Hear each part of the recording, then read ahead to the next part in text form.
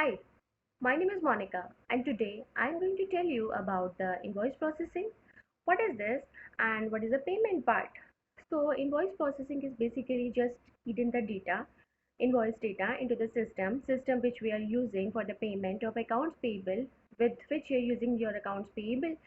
So, that can be SAP, that can be Oracle, and that can be PeopleSoft.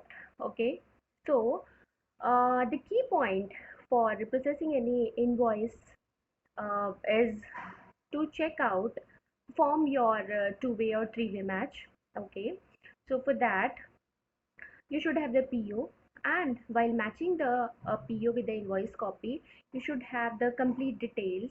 You'll have to take care about the PO number that should be mentioned on the invoice copy. Both should be same, and the PO number which is reflecting the vendor name should be same mentioned on the invoice copy. Sometimes this is different from the invoice copy, and what is showing and what is reflecting with the PO number. So that is the point of question. You'll have to raise that point if the vendor name is different. Another point is you'll have to check out the descriptions mentioned on the purchase order should be matching with the invoice copy provided.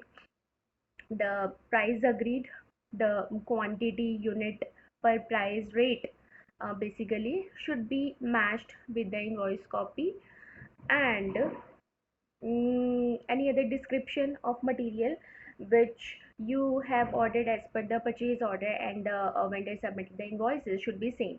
Sometimes we have ordered something else, however the mention on the invoice copy the vendor is asking uh, has mentioned something different. So these points you'll have to take care while you're going to key in any invoice or you're going to start the invoice processing.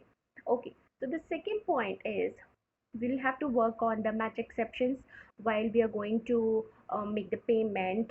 Before payment, the invoices, all the invoices got stuck in the match exception cases. So match exception is basically something in which PO or the receipts are not matching with the invoice copy. Okay, so this is called the two-way match and the three-way match. So in two-way match, PO and the invoice copy should be matched. Everything should be matched here. Sometimes blanket PO should be is there, so complete amount you can check out in the while processing the invoice copy. Complete amount, you should have the amount available while you're going to process an invoice.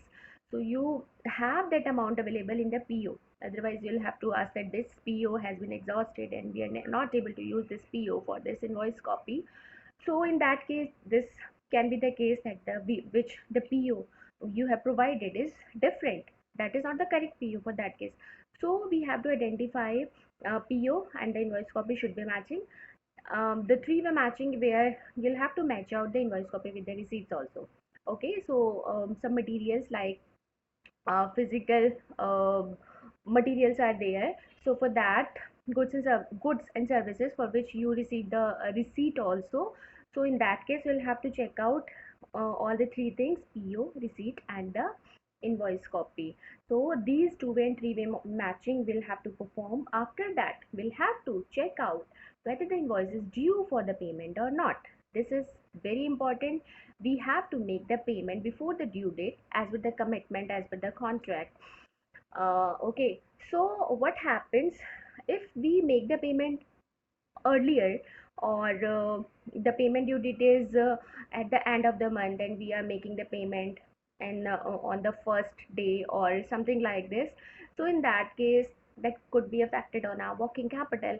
With that amount available, we can easily make the payment of another invoices which are at their due date. Okay, so we'll have to check out whether the payment term is now arrived for the payment or not, and the bank account. So these are the things which we'll have to take care while we are making the payment. First of all, you'll have to take care about the payment term. Then after, you'll have to check out whether the details which are mentioned on the supplier in the vendor master are matching with the address provided or the bank details provided on the invoice copy. Both should be same, beneficiary name should be same. So because we are making the payment, so obviously if we make the payment on the incorrect details, bank details, so that would be a very critical point. We'll have to ask for the return, so we'll have to check out the bank details also. Okay. And the third thing is sometimes some invoices are got stuck due to any issue like IT issue or any other issue. So you'll have to check out whether we have what is the issue behind that. Otherwise you'll make the payment and the vendor will ask later on why the payment term has been reached, however we have not received the payment. So this is the issue. You'll have to check out all the points in detail. Okay, and so for that DAT also, while we are making the payment, then we'll have to get the DAT done. So this is the duplicate audit check in which we can find out all the invoices which are duplicate. Double invoices, the system can stop. Okay, so DAT should be performed. So these are the basic points which we'll have to take care about the payment part. I hope the accounts payable process and the payment process is now very clear to you.